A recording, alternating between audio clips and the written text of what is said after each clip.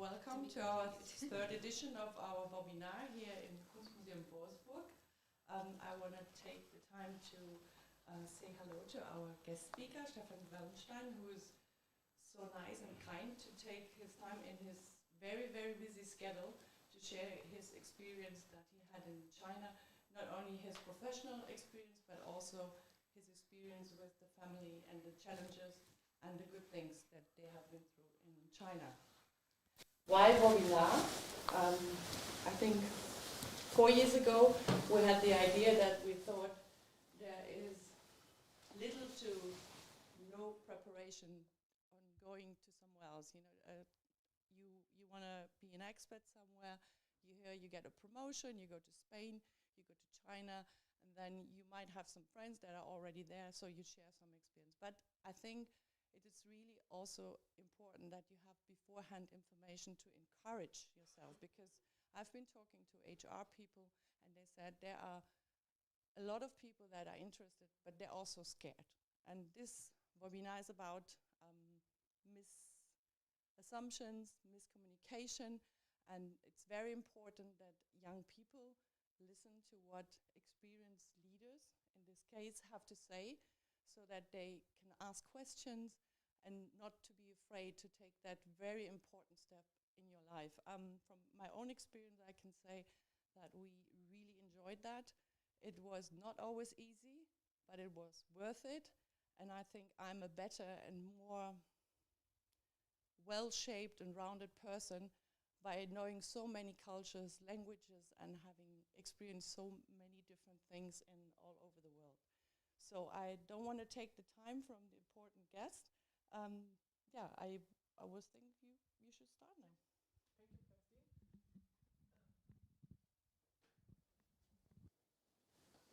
Let's go. It's time to start. Yes. Time to start.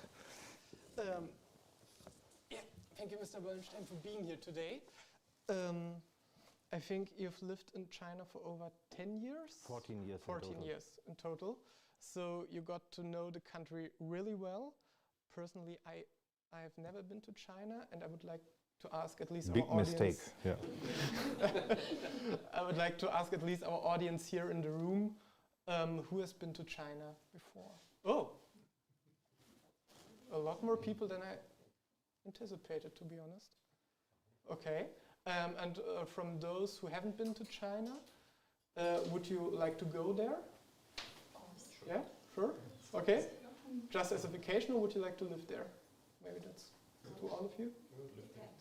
You would live there? Okay. Depends on the city. Depends on my presentation, yeah. Okay. You don't need to convince him, but for the rest, we will do our very best, I guess. You worked in China for many years, and I would say we will jump right in. You have prepared a little presentation for us. Mm-hmm.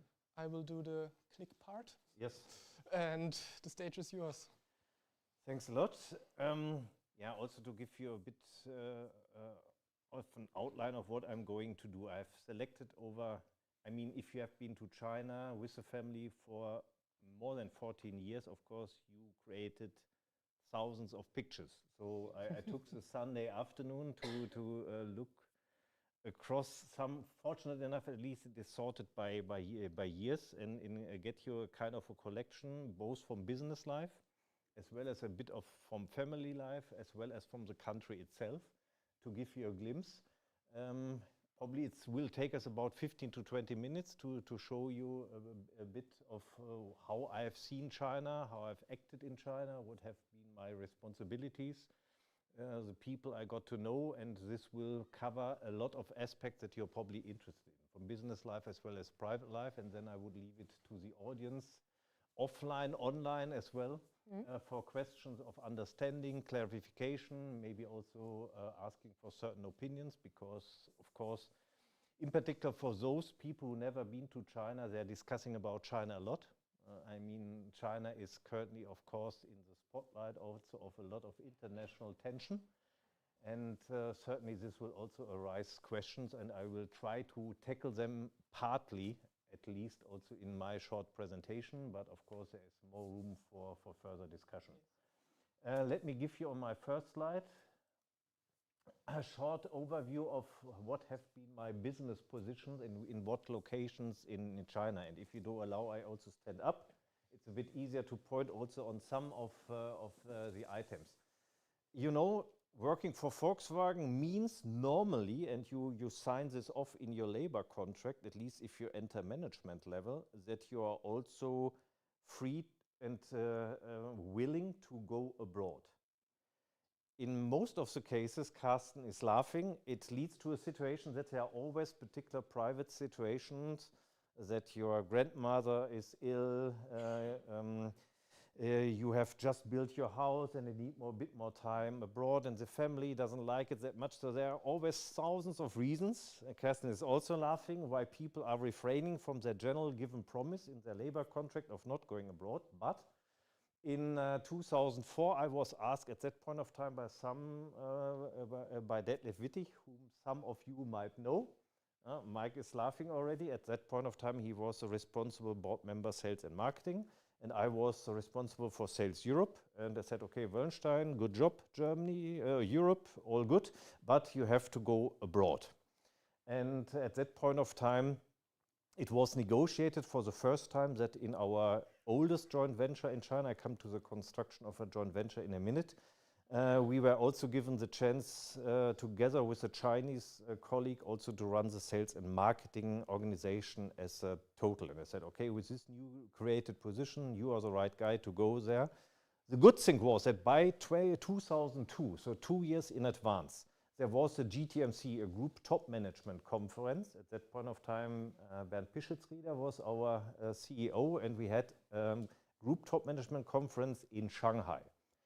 It was also the year when our joint venture Shanghai Volkswagen, it was named at that time, opened their first big proving ground, similar to the Era Lessine one. And we had also special treatments from the government at that point of time. So all top managers of the group were shipped over to China. And we had about a week, a fantastic week in Shanghai. So my wife, and this was at that point of time, we had money. And were willing to spend it also on those things. It was also with partners. So my wife and I, we had the chance in 2002 on company expenses to get an exclusive 1 week treatment in Shanghai. So we knew already what is a bit of China, because at that point of time, 2002, 2003, 2004, of course, China was still behind a kind of a visual cultural wall. Not many people had first-hand experience with China. And it was a bit of a strange animal. And having been asked to go there without having had the chance just 2 years before to go there would have been probably a bit too difficult. So we went to Shanghai for 3.5 years. I went in around Chinese New Year, which was at that time end of January, beginning of February. Family for schooling reasons then joined me in summer that year. We stayed until middle of 2007, then went back. And was always clear that I wanted to go abroad again. Also China would have been a preference. And also by 2011 was already decided that there would be a new assignment for me to go back to China, at this time to Changchun. And here's now the time probably to show you the map of China. This is the politically correct one because it includes Taiwan. Yeah, so even if I have people who are representing the People's Republic, we'll feel safe because it is including the province of Taiwan. This is an interesting political topic we can touch on later on. Changchun is over there. Changchun is northeast of China. It's about 1,200 kilometers away from Beijing. This was the second assignment. This is our second joint venture. A bit younger, about 8 years younger than our first joint venture in Shanghai. And Beijing is where we have our group location, where more or less our holding operation and the center of the Volkswagen activities is here located in the capital city of Beijing. I've also highlighted at Hefei. I come to this in a second. So Changchun was the second destination. I have to admit that these 4.5 years that I spent in Changchun was a bit of a threat to me and the family, because family was arranged to stay in Beijing for schooling reasons. This might also touch on some of the questions that come up to your mind, because in the big cities in China you have at least international schools, in some cases also German schools. So in Beijing there's a German embassy school, and in Shanghai it's also a German school, a big one, together with a French one. In the peak times, they had even 2 campuses, one in Pudong, one in Puxi, with in total more than 1,000 German students alone. Beijing is a bit smaller, it's around 500 to 600 students, but both offer, of course, up to the high school degree, the German Abitur.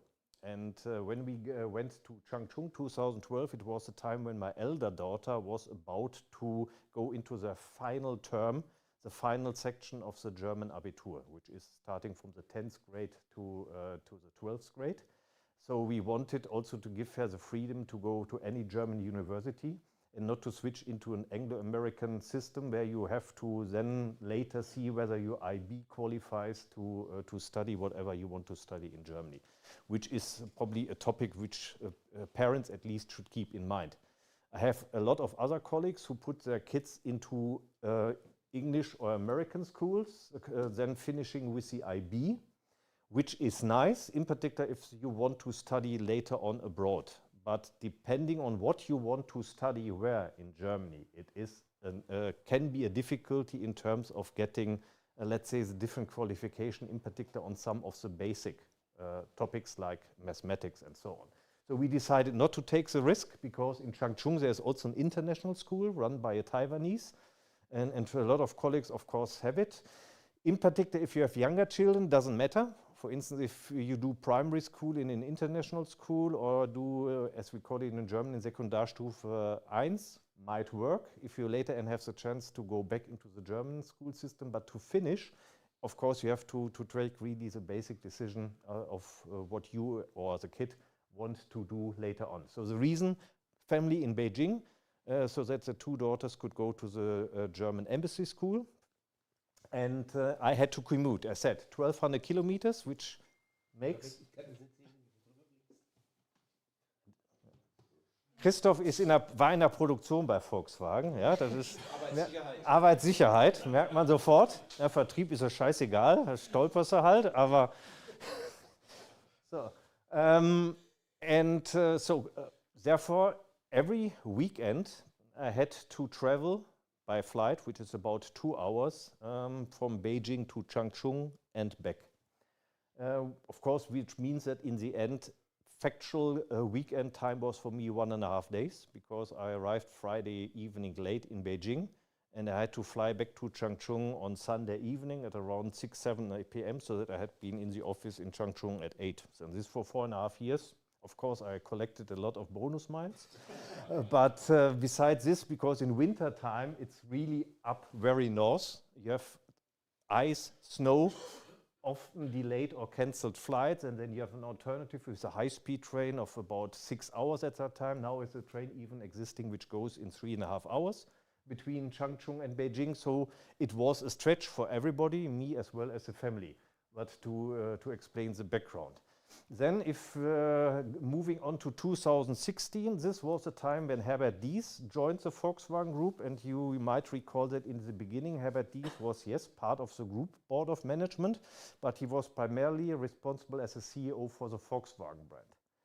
And for very good reasons, he wanted to give the Volkswagen brand a clearer shape, because if you know the Volkswagen Group a bit, you know that in particular here in Wolfsburg, there is no clear defined line between what is the Volkswagen AG, which is a legal entity, which is, let's say, in the end, the holding of all brands that the group governs, and the brand Volkswagen. So the name is equal. The brand Volkswagen has no own legal entity. Skoda has a legal entity, Seat has a legal entity, Audi is a legal entity. Brand Volkswagen is not a legal entity. So therefore, it's often very difficult to define who is working for the brand, who is working for the group. And these, for very good reasons, want to shapen, let's say, the outline of the Volkswagen brand in a clearer manner. And this he wanted to also certainly do in the key regions where the Volkswagen brand is active. Of course, China is the biggest market for the Volkswagen brand. It's about 50% of the global volume goes to China for the Volkswagen brand, so more than for the group. And it was clear that this also shall happen in China. And then he asked me, because I worked at that time as one of the very few guys I had worked in both joint ventures. I had also my connection to the Chinese colleagues. I come to this in terms of relationship and the importance in China, to ask me to take over the job, the newly founded job as a CEO for the Volkswagen brand in China. At that point of time, Jochen Heitzmann was still as the group board member responsible for the China operation in total, meaning for the group business. And when he retired in 2019, I was asked to take over also his job in addition to my brand job. So as Herbert Dies wanted to keep the group board level for himself, I was put in the brand board of Volkswagen. But also beyond the brand responsibility, I was serving the group. And you will see also some of the activities which are more group related than brand related later on. So this is about how in total, having returned to China in 2012, it took me more than 10 years to return to Germany. For the good or the bad, I will come to in the end as a summary. If you move on to the next slides, and we are touching now a bit of the business part of working in China. You have to understand for certain political reasons, and I would say from a Chinese perspective, also for very clever reasons, China has on some key industries imposed a regulation which would require foreign investment to work in joint venture structures, meaning you cannot found a company and run a company in those industries, and the car industry is certainly one of the key industries per definition, without having a Chinese partner. So when also we founded in 1983 our first joint venture, which was effectively the first real automotive company in China, beyond the national ones like Red Flag from FAW, the first international, let's say, cooperated automotive company in China, in Shanghai, with the Shanghai Automotive Industry Corporation, SAIC. We were asked to do it in a joint venture. So this joint venture belongs to 50% to SAIC, to the Chinese partner, to 50% it belongs to Volkswagen AG. And you have a board of management. It consists at that point of time of 4 members. And if you have 50-50 shares, you mean that 2 board members are, let's say, representing the Chinese side, 2 board members are representing the German side. Traditionally, also you can question whether good or bad, the technical departments, which is normally R&D, production and finance, also for governance reasons, were kept with the German side, with Volkswagen AG, whereas particularly for me important sales and marketing were always under the leadership of Chinese. So meaning that my Chinese partner would always have the legitimate power to take the final decision. But one is what is stated on paper, and one is how it runs in real life. Because neither nor can do a decision without the consensus of the others. Also in the German-dominated resource, if the Chinese do not want something to happen, it will not happen. On the other side, also if we do not want to have something, we also say no, and we escalate it up to shareholder meetings where also the political side have to step in. So in the end, it's always a balance of power. And what this drives is a necessity, of course, that you daily compromise with your Chinese partner. Or compromising, first of all, of course, understands what are the specific interests and goals of the respective party. And as in many relations up to marriage in life, it's a matter of trust. And trust certainly needs also a bit of time and needs also proof points. So you also have to show that you are working in some areas in the interest of your Chinese partners. In some other areas, you of course would also signal that he has to compromise in order to give me a chance to bring through my position.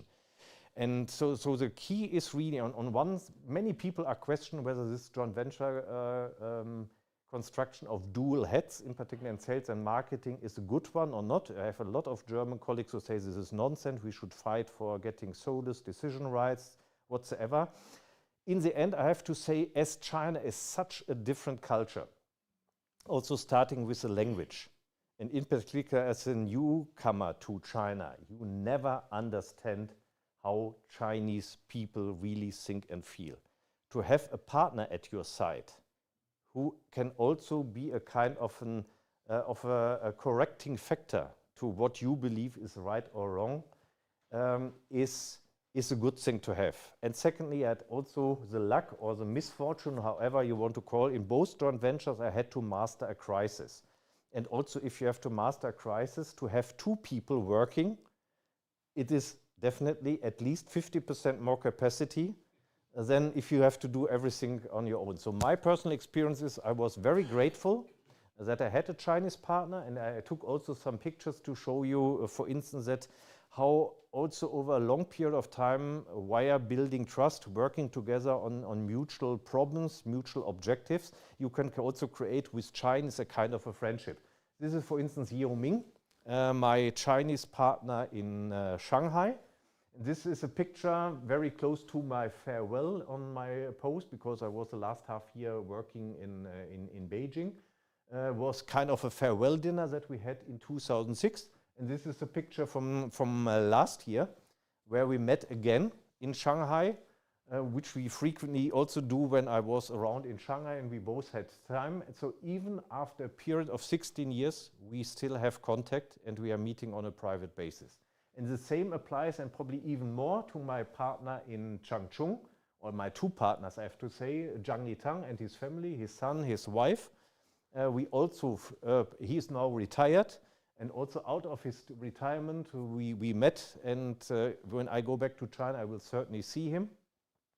You see also Dong Xihui, well, he was the official last board member, sales and marketing in FAW Volkswagen.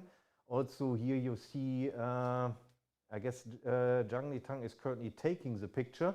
This is all the key management people that we had in the sales company, and we are gathering in a kind of a German bar. And this picture was taken, and because I can tell you, having a Chinese friendship and relationship is not a healthy thing. And this picture was happening probably after 5 bottles of Jägermeister. Fortunate enough was not Mao Tai. I convinced him to try at least a German liquor. And after a bit of a skepticism in the beginning, they really have fallen in love, and this led to a situation that this small group of people finished 5 big bottles of Jägermeister before this picture was taken. And that drinking is part of the Chinese culture. You see also with the 2 pictures of Chen Hong, who is the chairman and the head of SAIC.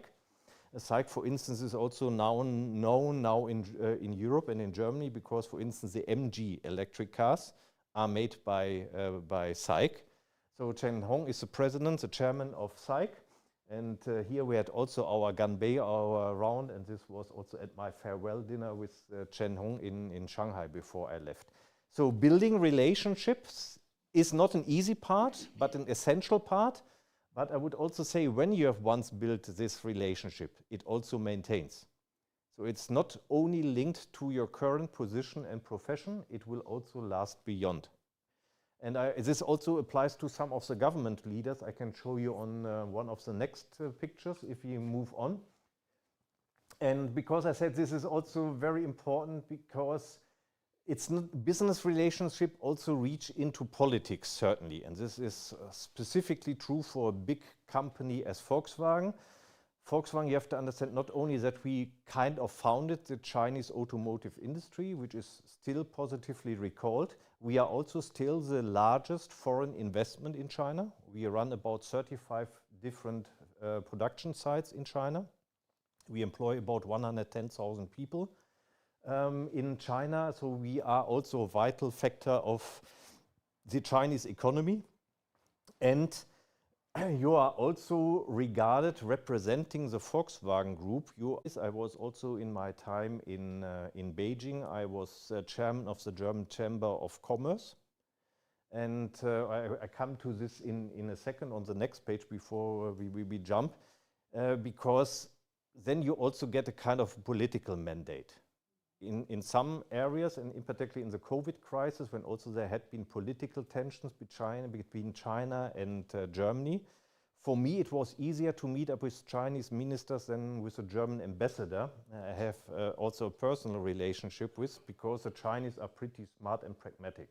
If from a political perspective it doesn't go the direction they want, but they know that the industry, of course, has a specific interest to keep a positive relation with China, they use the industry channel. On the other hand, you can also use this channel if it is in your interest, and I come to this how we have done in the COVID situation. So what are these two pictures saying? This was a very historic moment, also for high relevance for Volkswagen. This is the Great Hall of People. The political center of China. And this is inside the Great Hall of People. This was a signing ceremony when Volkswagen was able, after negotiations, to increase the share on our third joint venture, which is JAC Volkswagen, which was also initially meant to be a 50-50 joint venture. We managed to decide to increase our share to 75%. And now we have management authority over JAC Volkswagen, which is now renamed Volkswagen Anhui. So it's the first time that we have a producing automotive entity only for battery electric vehicles where Volkswagen can decide what they want, similar like Tesla. And this was, of course, a politically highly sensitive topic. And this was the official signing when the contracts had been signed. And you see here a vice premier, so one of the top 7 leaders of China. You have also the German ambassador, Clemens von Götze at that point of time, myself, and then the representatives of our company, Jörg Moll as our CFO, and also the respective company representatives of JAC. At the same time, on the evening before, we also closed an agreement, a strategic cooperation with Gotion. Gotion is a Chinese battery cell manufacturer who is also now establishing battery factories in Germany, and who are an important part of the Volkswagen Group battery strategy. This is, for instance, Wang Changfu. Yeah, I don't know if you recall him. He is the head as a chairman of BYD. We had also talks with BYD. Unfortunately, it didn't lead to a cooperation, which probably would have helped us in some of the areas. But of course, also here we have positive relations. This is Yu Aihua as a party secretary of Hefei. Hefei, I showed you on the map before. Hefei is a location of JAC and therefore also of Volkswagen Anhui. And this is a picture taken this summer. So Yu Aihua was with a delegation visiting Wolfsburg. And of course, we have met for lunch and also have had talks together. And this in a situation where I had no direct responsibility for China. Also means that even on a political level, you keep those relationships beyond your current position if you have once positively established. And this is with my dear friend in FAW, now the new president of FAW Group, so the head of our joint venture partner. So building relationship on all different levels with the direct business partners as well as also with the political community in China is of course for utmost important. And of course, being so long in China, the last bit was certainly easier than the first one in Shanghai, because you simply have to learn how to get it, how to behave, and also get a kind of a feeling. And I might come to this later also in the discussion, what is important, for instance, also in negotiations with Chinese. If we move on to the next one, of course, what comes alongside the responsibility in such a position, as I said, as Volkswagen, the biggest foreign investment, founding kind of member of the Chinese automotive industry, kind of a leading company for the entire German business. Of course, you have also responsibilities beyond your actual position. As I said, having been the chairman of the German Chamber of Commerce, this is, for instance, a picture taken when we had our annual press conference where we showed our business confidence survey. And you see my dear colleagues on the board, as well as the German ambassador, also here, who is also then always sharing into this thing. You have the normal product presentations that you do, and you see always it's an equivalent between, let's say, foreign as well as Chinese representatives, a good reflection on what a joint venture means. You also have to do the fun part. This is a picture from the German Christmas bazaar, which is very famous in Beijing. It's happening on the ground of the German embassy. Also, you see Chinese are very curious to get in, and it runs over 2 days with certain time slots, morning, afternoon, evening, and normally it's about 5,000 to 10,000 people on embassy grounds that are going in, and we Volkswagen certainly do the currywurst, right? So, and was also at that point of time my job to do currywurst as well. For instance, working also on new formats. This is Geek Park. It's a kind of a, let's say, new IT platform. It's like today, an online, offline event where you talk about new industry trends, new technology trends, and what it does mean for companies. Also here with the, let's say, founder of this community with Geekpart, good relations, held different presentations. And this is an interesting one, and this corresponds with the upper left picture. This is, for instance, Qinggang. I don't know whether you recall Qinggang. Qinggang was appointed end of last year the foreign minister of the People's Republic of China, who then surprisingly disappeared with different speculations. What is the reason for? At that point of time, we met in person about 3-4 times. At that point of time, he was a deputy foreign minister. They have normally 2 to 3 deputy foreign minister, and he was responsible for Europe. Just after he went on to the US, becoming the ambassador of the People's Republic to the United States. And after that, he was, end of last year, appointed being the foreign minister. So very important. And he was the first time ever that he visited a company. So he came to Volkswagen Group. This is our headquarter operation in Beijing. And what we had been able also with his support to discuss, because this was happening during COVID times, is to negotiate the fast track for the German community. Of course, with a specific interest for Volkswagen and our expats, but also on behalf of the German business community. And we had been the only European country who get a special track where with charter flights we brought our families either for home leave or new assignments into China. And of course, to negotiate something, you need, of course, a political relevance in China, and you need the connection also to the Chinese government. So mainly over a period of 3 years, we finally found the location of Qingdao, which was a former German colony with strong German roots, still there, who were hosting in 2 dedicated hotels the people for the quarantine period, because from 2002 until 2022 autumn, with increasing magnitude, you were not allowed to simply fly in and fly out of China. So in the beginning, it was about 1 week quarantine, very fast went up to 2 weeks quarantine, and finally it had been 3 weeks quarantine, where you were not allowed to leave your room.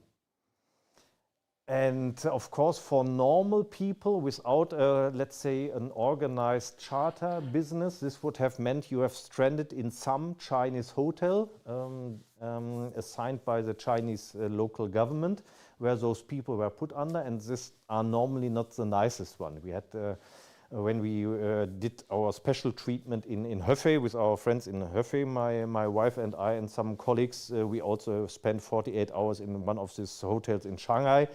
And it's certainly not an experience that you necessarily need in your life for 3 weeks.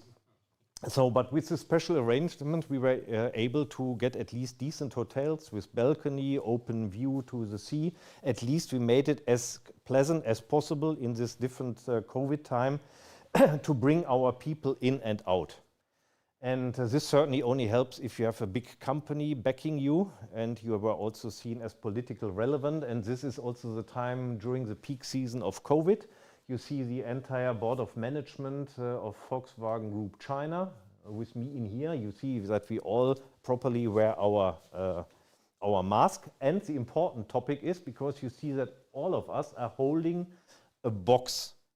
And this box contains those masks, and the masks Volkswagen produced themselves.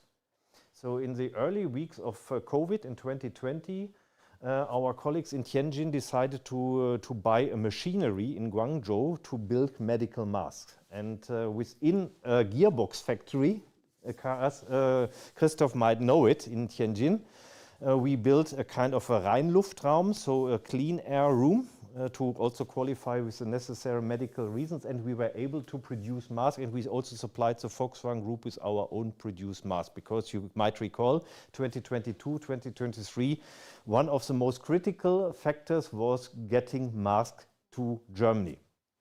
And so besides buying millions of masks on the kind of free market in China, we were also able to produce our own masks, which we also then shipped in the world. So this is more the part of the business. If we move on to the next one, this is a bit of the family life. And here it's of the very first weeks with my family in summer 2004 in Shanghai on a kind of a event that we were hosting as Volkswagen, as Shanghai Volkswagen. You see, my little daughter was just 3 years old, didn't feel that comfortable. Also, my elder daughter at that point of time was just entering elementary school. And why? Because at least at that point of time, blonde German or European girls are extremely fascinating for Chinese. And even up to 2008, in particular, also taken in Shanghai, and so big cities have, of course, a lot of national tourists. Certainly a Shanghainese or a Beijingese would certainly, because they are used to foreigners in their city, would not be that curious any longer. But of course, tourists from the countryside who have probably never seen a foreigner before are totally curious when it comes to blonde Europeans. And you see here a typical tourist group, figured out my girls, and of course then it was a big picture taking. And you see, this was 2008, when we returned to Shanghai for a holiday. They were already had a decent routine on taking pictures with Chinese, and I don't know on how many hundreds living room we are represented with our family, where people are still very proud that they have met this very strange Lao wife.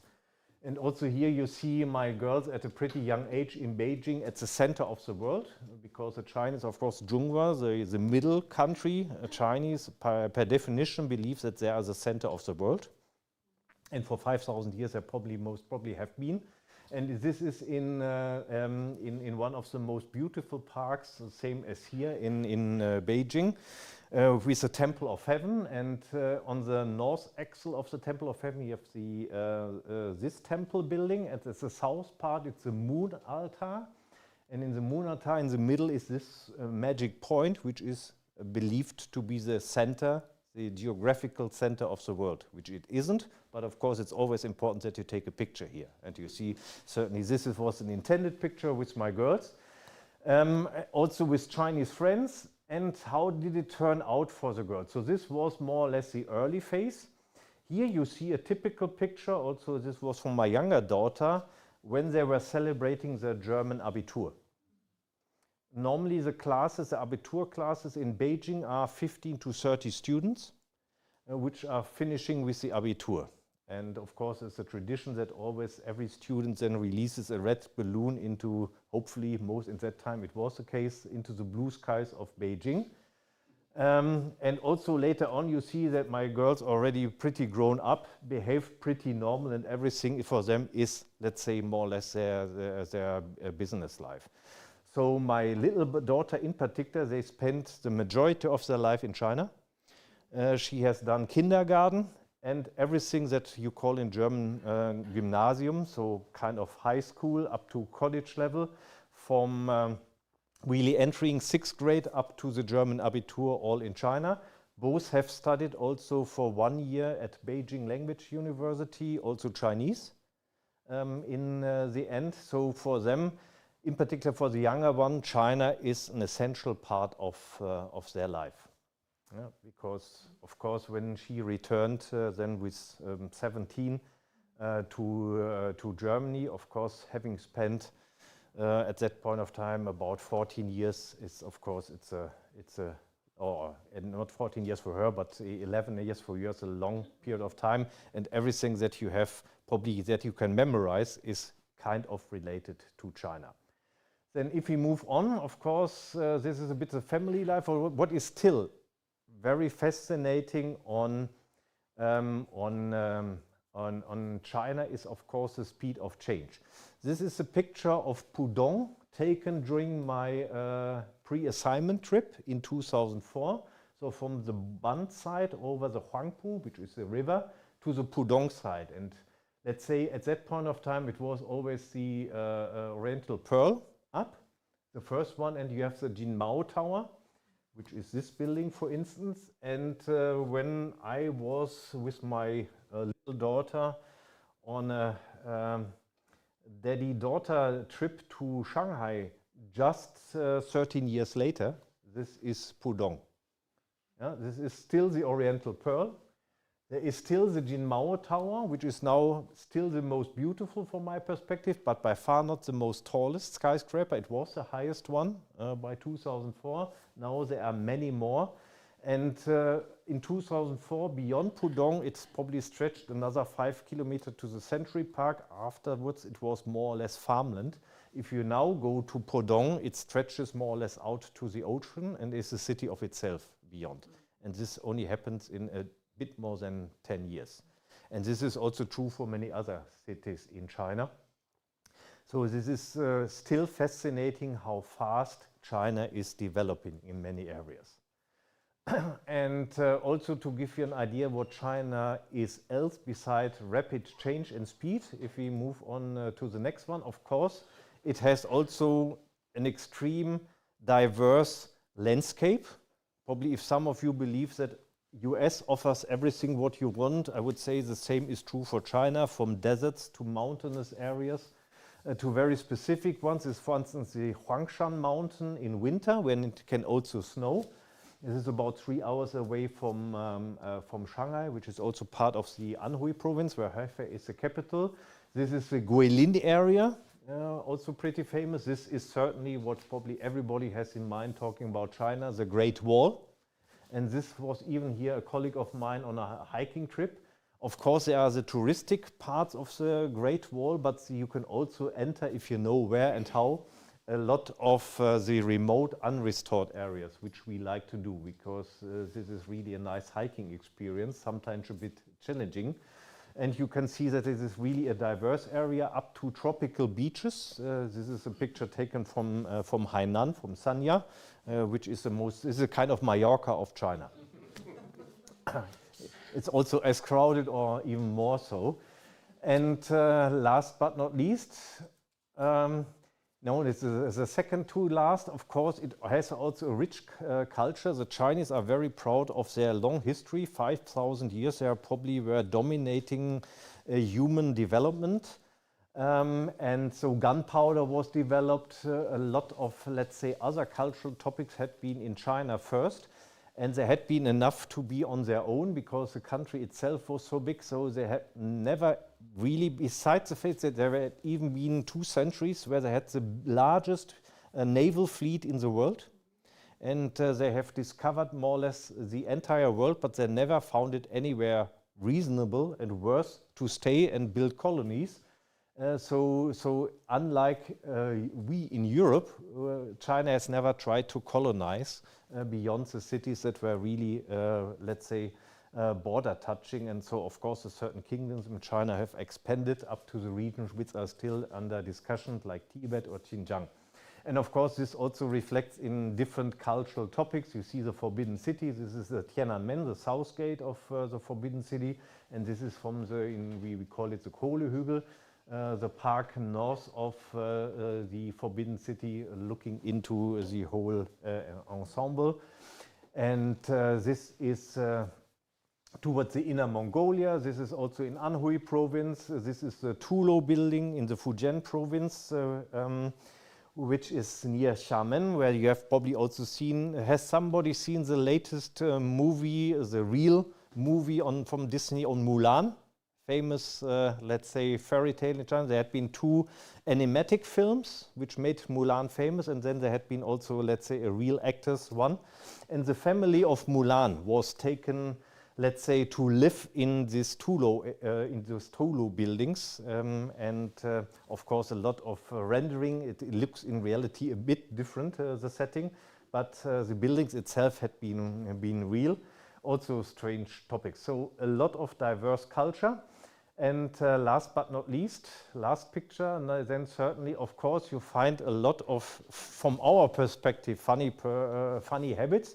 This is also now a very touristic scene and setting in Shanghai, but you still see that the people are still hanging out their clothes for drying.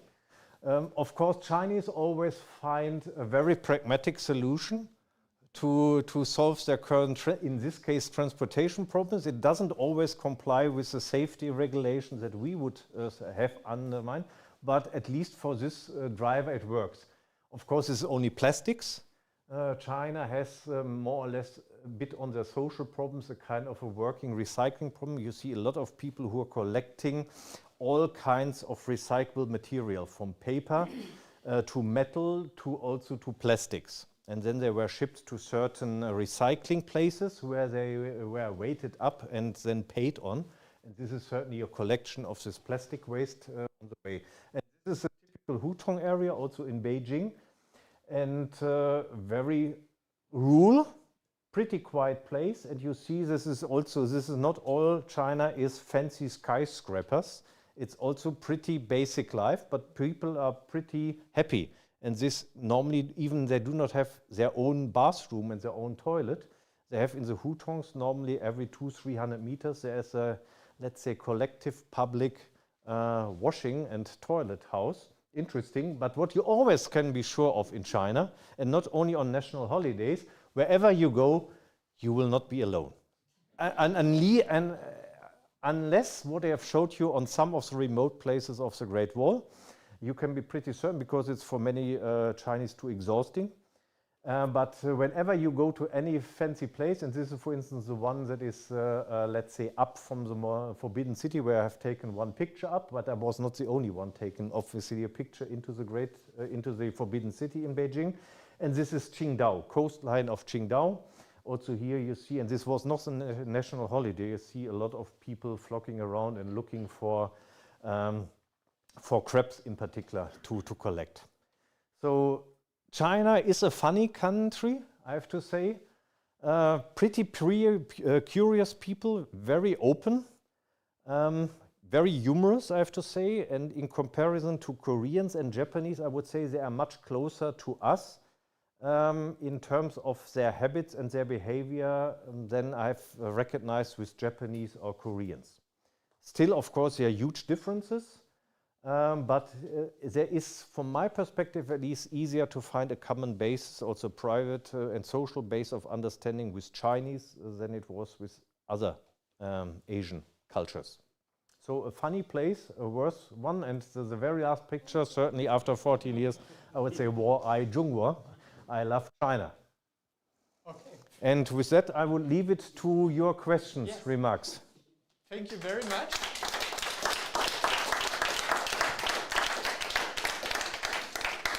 This was a very intense and interesting overview over the last 14 years you gave us. Let me just turn this off. Yep. Now it's up to you. You here in the audience have the privilege of starting with your questions, while of course everyone watching us from home is free to type in their questions in the chat. For the ones here in the audience, we also have a mic. Yeah, we also have you. Not Mike Hoffmeister, yes. So that you will be heard on the live stream. Mike, here's the mic. Do you want to start? Yeah, Stephan, thank you very much for your inside view. And I also have been a couple of times in China. And from your point of view, if you have a colleague who goes to China the first time, yeah, what are the top 5 most important things you would recommend to survive in China? Yeah, it depends, of course, between, let's say, your private life, which shall not be underestimated, as well as your business life. Let's say 3 business and 3 private. Yeah, let's see whether I get to three private ones. But on the business side, I guess this is true for political discussion about China, as well as negotiations and daily life on business, is what we Europeans, also Germans and Volkswagen members, are not very good at, which is a key topic you have to learn, is trying to understand the other party's perspective. I mean, we often approach different cultures, and this is probably not only true for China, this is maybe also true for a lot of other cultures, and trying to convince them about our point of view, about our superiority on understanding a political system and understanding what is right and what is wrong. This maybe is also the reason why currently we see what is politically also discussed, that the global south is more and more setting apart from, let's say, the dominating West. Because it's probably a part of our historical arrogance that we are believing that we are the center of gravity, and we have the moral and political measure that applies to all other countries. And if you really boil it down also to a business perspective, what we have also not understood in many topics, and this is a key success factors in successfully running business and negotiations in China, is to try to anticipate what the other party is really intending to achieve. And I can also tell you on some critical decisions, if you are forcing the Chinese into a decision that is not really complementary to their basic perception, they might, for whatever reason, temporarily agree to, but you can be 100% sure they will come back to their original point after point of time. This can be a couple of months, can be a couple of years, but they will not give it up. So it's better to understand already where is, for instance, their red line that they do not want to cross, what is really their intention to achieve. And this you have to get to know. If you have built a certain trust with Chinese colleagues, they will probably even indicate to you and tell you. Otherwise, you need to kind of a social, emotional intelligence to figure out. But this is probably the first topic. Then first listen before you talk. And also try to really anticipate as good as you can, talking to colleagues who probably have been longer to China and this particular environment that you are living and working in, of what is probably an intention of the Chinese counterpart. This is probably the most crucial topic that you have to understand, which is also that refrain from arrogance. So, and which also have changed massively over the 14 years that I have been in China. When I came 2004, it was certainly the situation that in many management fields, we could really give advice to the Chinese. So, and they were willing to learn. Nowadays, also, if you look what is happening in our industry in particular, it's more the opposite. We go to China and learn from the Chinese how to do. Yeah, and when you go now to China, you have to have this openness, and not going then in order to have the feeling that you might be able to tell and teach, but it's more to listen and learn in nowadays. This is also what has happening between 2004 and 2022, 23, in particular in the automotive field. So this has radically changed. And this goes also into the private topic. The perception of the relevance of foreign partners, of course, has also changed in China. First of all, because China has achieved a lot, and they can also see now that they have really closed the gap to the so-called Western countries in many fields. Certainly, also with the political leadership of Xi Jinping, we see also an increasing level of nationalism. And the Chinese, similar like the Americans, are very proud of their country. So we see the red flags everywhere. And there is also, I had been in the phase 2004, probably until 2013-14, the American life was kind of a role model for the Chinese middle class. And this has dramatically changed. This is probably still the case, for the generation who have lively experienced the cultural revolution, so people that are normally between mid-40s to 60s, 65-year-old, there is still more skepticism about the Chinese government and the Communist Party. And not a general mistrust, but a bit more critical distance. The younger generation is full in let's say, Chinese pride, and still a lot of middle-class kids in China have spent a decent amount of their life abroad. So as in more or less all Asian countries, the education of your kids, and still the vast majority of Chinese families have only one kid. So it's your major investment. And like in Korea or Japan, education of your kid is the most important family duty. So therefore, a lot of middle-class families not only send first of all their kids to try to bring them into this super brutal Chinese education system to qualify for the best middle schools that give you the entrance card to qualify into the best universities in China, like Tsinghua. But if you can afford, you send them to Australian, to American, to English, not so much into German boarding schools, and later on also to the respective universities. So a lot of younger Chinese have had a broad education. But the vast majority all return to China. Have they been totally convinced and about our political system, about our values? Obviously not, because they all return to China, trying to build their own business, trying to build their career in China. And if you ask them now, of course, they have a blend of foreign and national brands, but there is a strong national pride, hence nationalism, in particular also with the younger generation. So this has also changed. So also how they perceive us as foreigners, as you have seen from the pictures, they had been very curious, and of course meeting a foreigner gives you a special pride. And you want to have a contact to a foreigner because you believe that they know life better and how to be successful and whatsoever. And this has dramatically changed, and you have to simply confess, like also with foreigners, for instance, in Germany, you are accepted, but you are not so much privileged as you had been in the past. Chinese are pretty open and friendly, but still the feeling that they treat you as something very superior and special, this has really diminished over the period of time, and you have to simply accept, if you now go to China, you are one of many.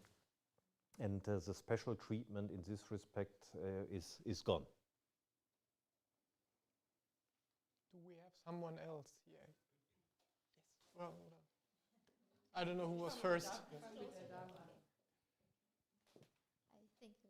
First of all, thank you very much for the very nice, colorful, and very holistic presentation. For me, it was very interesting to know, because in the internal political social debate in Germany, you hear about the challenges of foreign migrants and expats trying to integrate in Germany. Yep. And now to hear the perspective of a German trying to integrate in China, that is pretty interesting, so to say. But challenges of expats and migrants are worldwide the same, related to language and then to education system, social system, job market, and so on. But leaving that aside, you mentioned a little bit about China, about it's an old civilization. Mm-hmm. And in the course of its history has had ups and downs, good phases and bad phases. And referring to the current modern history of China, it is the only development and positive case of development in the modern history of international development, with one-child policy and some very difficult, rigid market regulations, that they managed to go out of poverty in a very short amount of time. You referred to the car industry, but we see that example, let's say, in the transportation system and all of that. It's amazing case of very fast development. And referring to your role representing the biggest German investment there and the biggest, let's say, German company in Germany and worldwide, you are somehow in a mission doing commercial diplomacy, so to say, representing the interests of Germany and at the same time taking into consideration the interests of China's part. How is it in real life to, let's say, to do commercial diplomacy, and at the end of the day, of course, that you are trying to take care on the first side on the interest of the Volkswagen and the German side. Yeah, I would say the Volkswagen side and the German side is probably sometimes more difficult with regard to China to match, because Volkswagen, for very good reasons, also somebody is obviously. Yeah.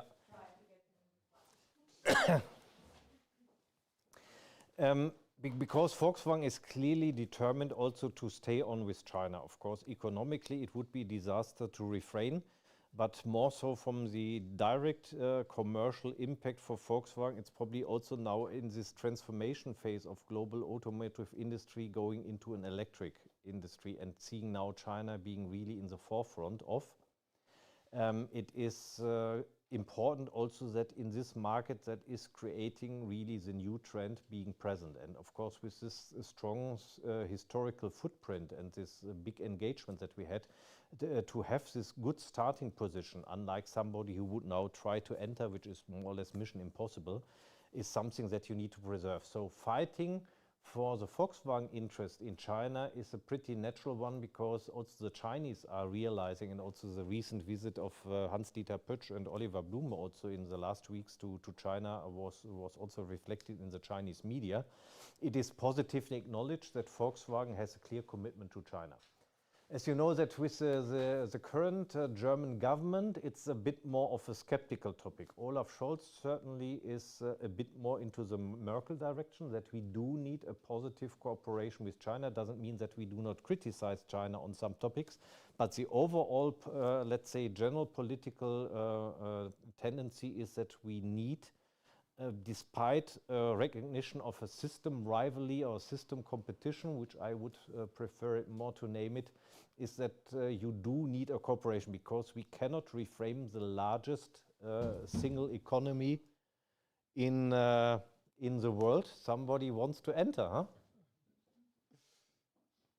And so this is currently not the mainstream, obviously, at least in the open political discussion in Germany. So therefore, also Volkswagen is in a not that easy discussion. That on one hand we stick to our China policy, but on the other side we have also to do a kind of an advertisement and a kind of a lobbying also for a reasonable cooperation strategy with China itself, which was also in my last years when it started to emerge, because also around the COVID situation was a discussion how guilty is China on this and how we have to deal. It was also kind of a balancing act.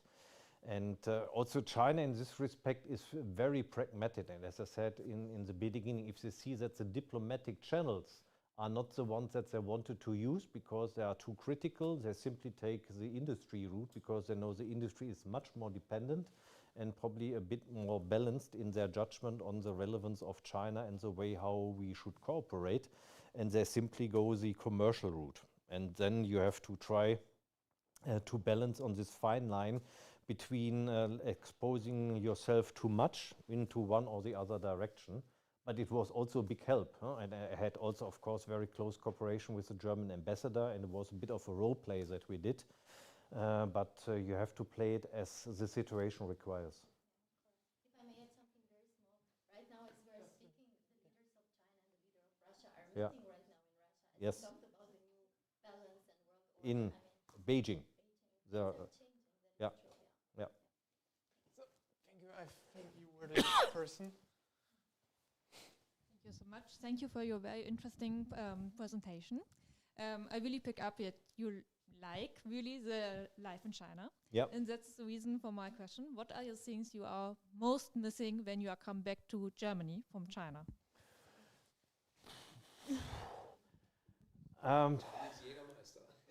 No, this was imported stuff. I mean, first of all, the people, because after so many years, you really build a strong relation also to my team members. And really, Chinese are really warm-hearted people. If you go beyond a certain point, it's really the personal relationship.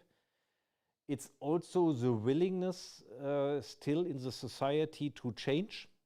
and this is probably the most shocking part if you come back to Germany and coming from a fast development of China. I mean, Chinese people in general also are pretty lazy. So it's not that everybody is a workaholic in China, by far not. And the Chinese can sleep in every single position, in any single location, without being shy in any respect. So it's not that everybody is a workaholic. But of course, in 1.4 billion people, you have enough people. And there is this general ambition, and what we always looked at, the American dream. This is triggered on by Deng Xiaoping, also with his opening up policy, when he simply said it doesn't matter whether we have a white or black cat, as long as they catches mice, it doesn't matter. So a lot of Chinese, in particular the Cantonese, they are all keen to get richer, and that the next generation has a better life than their generation. So this, like we know it normally from the American dream, from Tellerwäscher to millionaire, it's also something that is culturally also deeply rooted in Asian ones and also in Chinese, so that you really have the desire to create a better life for you. And you know that to create this better life, you have to invest. In Germany, honestly, coming back, it's a bit more we are in the cash out phase. As a society, as Volkswagen, as many other companies, we believe that a certain standard of living is a natural giving, like a natural law, like the law of gravity. An apple falls down.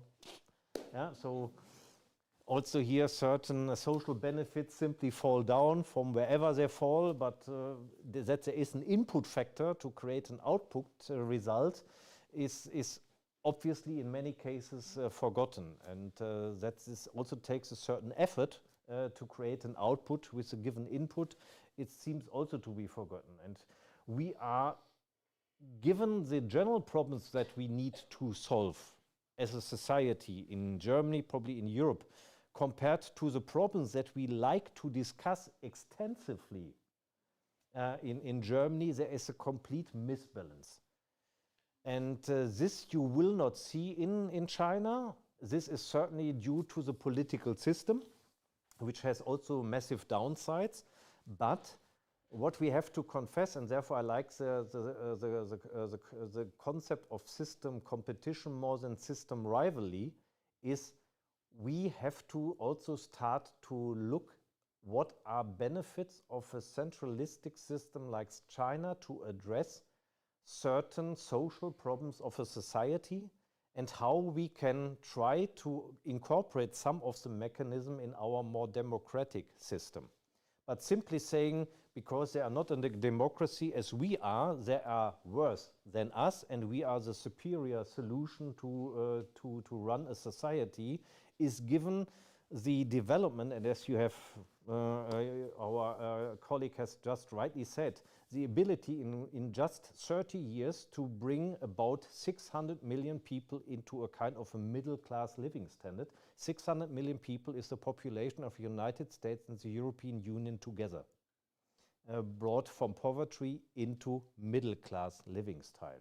There are still 600-700 million people who are living in conditions that is more developing countries than developed countries, but still there is already a society existing which is as big as Europe and US together, which this system has managed to bring into a better life situation.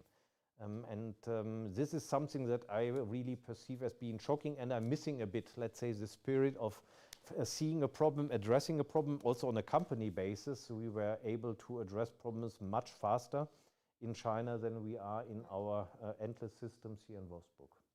I think we are running a bit out of time, so maybe one or two closing questions. And then the online ones we have. Yes. Okay. Because otherwise you will see a lot of complaints. Yes, exactly. Well, I'd just like to turn to one thing you said, like 600 million people now are middle-class people, but China is confronted with a huge economic crisis currently, and the real estate market is about to collapse. Yep. So what is your estimate? How is China going to evolve in future? Will they be able to bring the other 600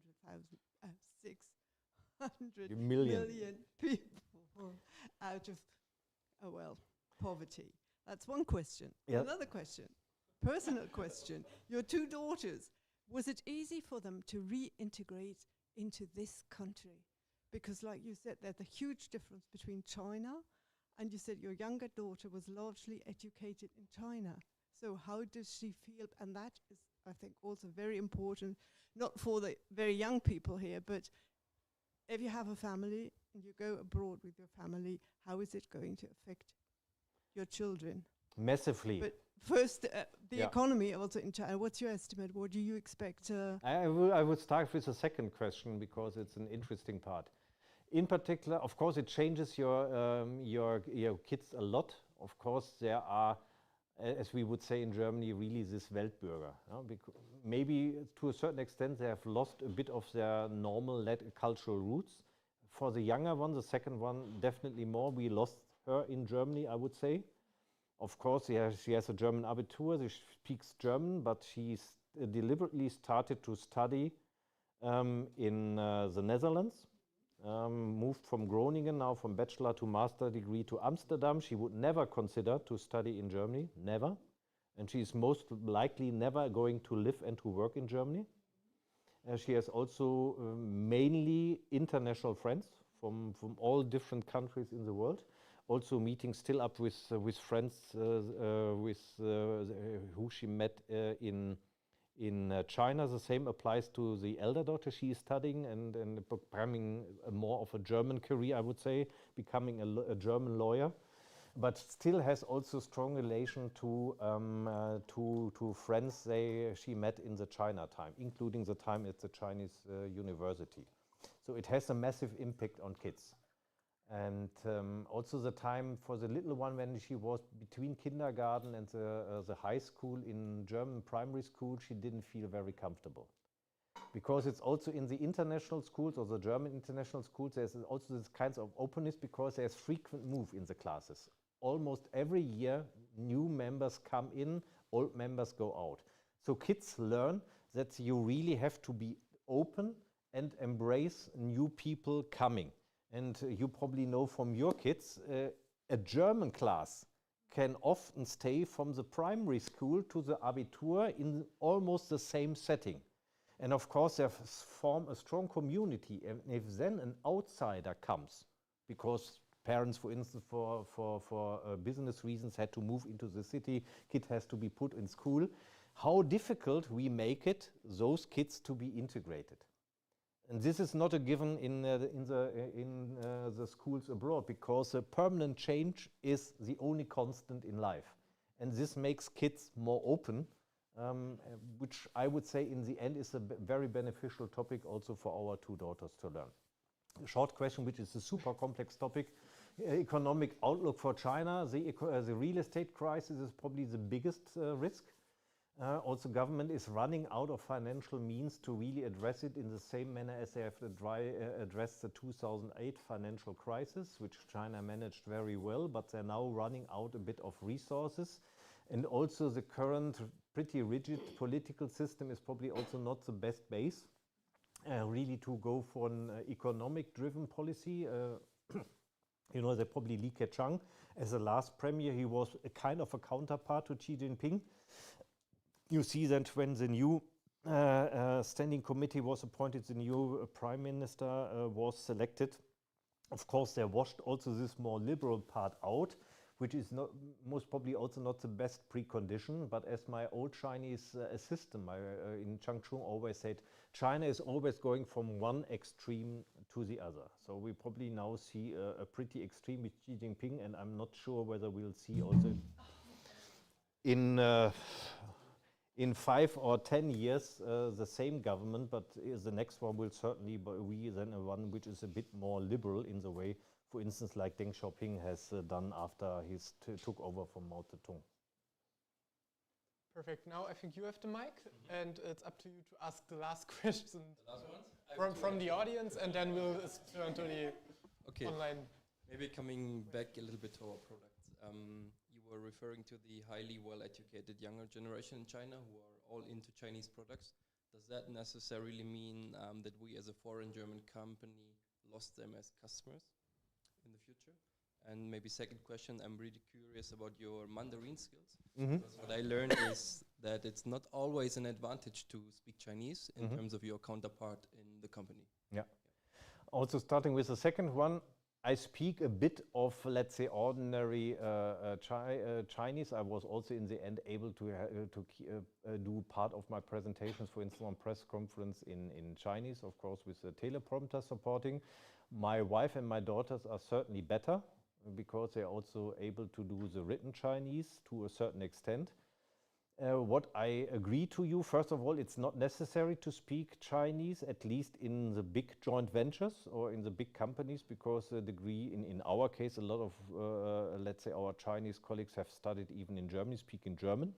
In particular, the engineering education at that generation, at least 80, 90 years, was often done in German, at German universities, so they speak German. Also in the Tongji University in Shanghai, we had even German classes. I would say the vast majority of the young Chinese speak very good English. So business language is in one joint venture is German, in Shanghai it's German, in the north it's English. And it's better so, because you can never be, and you probably know it as a professional in this respect, you can never be as good in such a foreign language as a native speaker. And when it comes to difficult negotiations, it's also what you say in between the lines.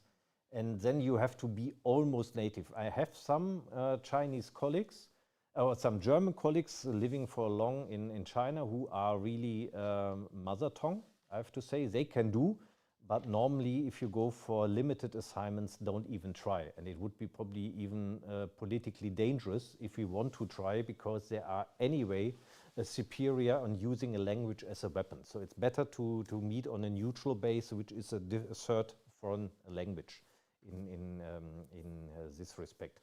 Having the Chinese lost the interest in foreign or German products depends. I would say Chinese are very curious still on luxury goods, so therefore you see still a preference for the German luxury car brands like Porsche. Audi is getting into more stormy waters now. Mercedes and BMW are doing better, but with the increasing trend into electric vehicles, this might also change, because in the electric field, Chinese cars are, given what Chinese customers want in such cars, are really currently superior. So, and this is something that we have to fight back. I would say the battle is not lost completely, or maybe the battle lost, but the war not. But it will be a tough job. It's not an easy going. In some luxury goods, it's still a high preference for foreign brands.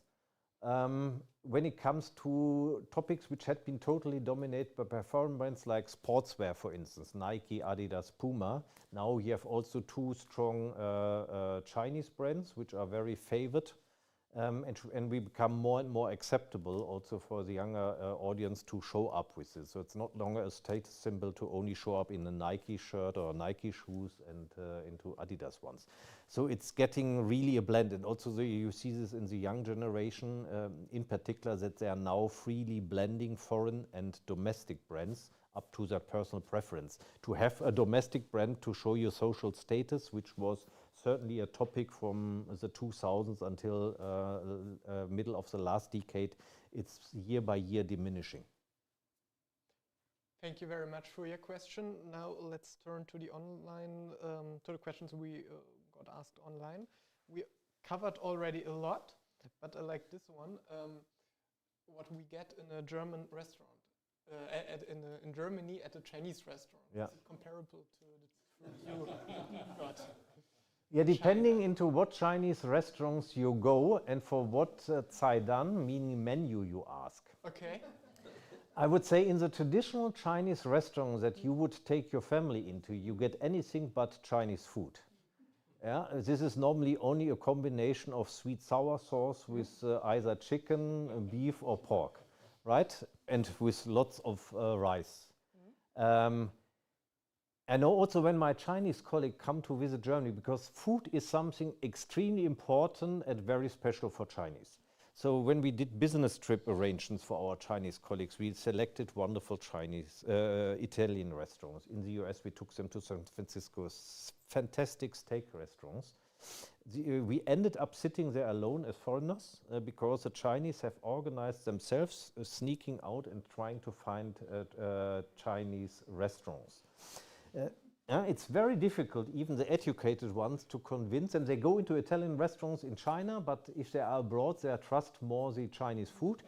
And there are also here in the local region restaurants. If you go there and if you ask for a true Chinese menu, you could probably get the right dishes. There's even, I hadn't been able to go there. There's even a Japanese restaurant which is run by Chinese. Obviously, a lot of Chinese students go there in Braunschweig, called Osaka.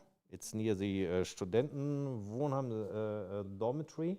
And this is run by Chinese, and you can ask for a Chinese sideline, so a Chinese menu, and then you get probably kind of real Chinese dishes. But if you go into a normal Chinese restaurant, don't expect to get normal Chinese dishes. Okay, thank you. And I think this is a very nice closing question. 3 things you would say to someone who's about to move to China? Be happy.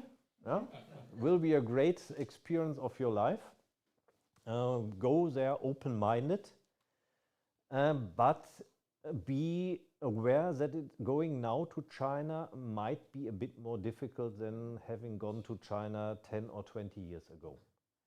And I would say it also depends as an advice on what, let's say, on what background you're going to China, which is probably also important. As a student, I'm not currently so sure.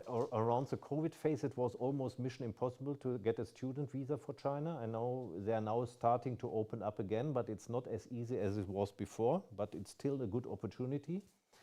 Apprenticeship, super difficult because you have a huge, let's say, unemployment rate on the young Chinese, as you probably have heard. Official figures are not really communicated. It's guessed about 20 to 25%.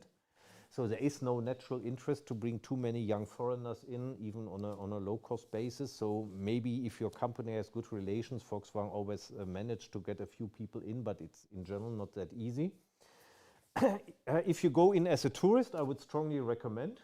Yeah, it's now opening up, and I would say also the infrastructure is good enough in China. It is certainly worth a country to spend probably 2-3 weeks vacation. If you go there on a business level, it is, I would say, it's very much now depending on your company background. In the early years, until probably 2012-13, it was really, China was boomtown, gold rush. Everybody went there, wanted to establish small companies, typically people who do not know anything, they want to do consultant. And it was relatively easy to do so. So because China was open perceptive, let's learn from the West. It's now much more restrictive. And as I said, I was also chairman of the German Chamber of Commerce. We have about 5,200 German companies active in China. And we see a trend that on the small and medium-sized enterprise, the SMEs, more and more are run by Chinese as general managers. Often ones who are bilingual, so probably have studied in Germany and worked in the respective German company here as a guest and were sent over. So often replacing German managers, but now by Chinese ones, because it's getting super difficult also to deal with local authorities. Has to do with the language, has to do with kind of non-tariff barriers that the Chinese are more erecting. If you have the background of a bigger company, certainly Volkswagen is probably the best, or Volkswagen Group, including Audi and so on, is probably in component business is probably a super strong background. I would certainly recommend. So if somebody is asking you on behalf of Volkswagen to go to China, do it, because it's really a kind of a full care package that Volkswagen is going to offer. Similar topics apply for BMW, Daimler, BASF, so the big chemical giants who have a strong footprint in China. As smaller as a company gets, as more difficult you will feel to get settled on a business environment. So I would judge carefully, but therefore it really depends on against what background you intend to go to China. But in general, if it is a relatively secured background, I would say definitely go. Then that's it. Thank you very much for joining us. Thanks for listening. I think it was a really interesting and broad presentation of the country, the people, and the culture. Hopefully you liked it too. Goodbye to everyone watching from home. Yep. And thanks again for the Kunstmuseum for hosting us here today in their rooms. And have a nice evening. Goodbye. Thanks a lot.